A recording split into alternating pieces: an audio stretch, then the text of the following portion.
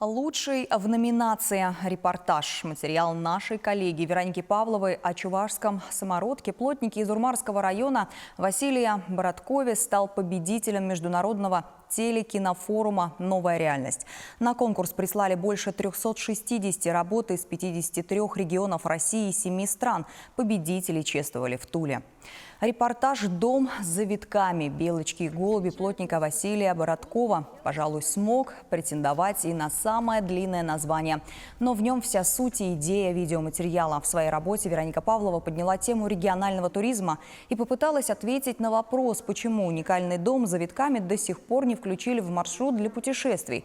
Между тем в районе, да и во всей Чувашии ломают голову над туристической картой муниципалитетов.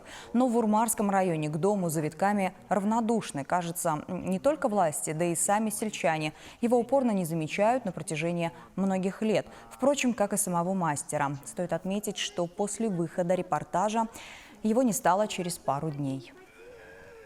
Репортаж, это действительно, уже говорилось об этом, да, это действительно король жанров журналистских. Еще надо, чтобы он запомнился, еще надо, чтобы он был ярким, интересным, с нетрадиционными какими-то ходами, операторскими находками.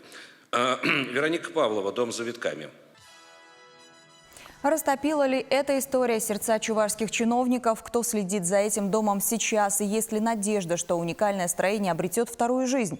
Вероника Павлова вместе с оператором Дмитрием Макаровым вновь съездили в село Тегешево Урмарского района. Подробности в вечернем выпуске новостей.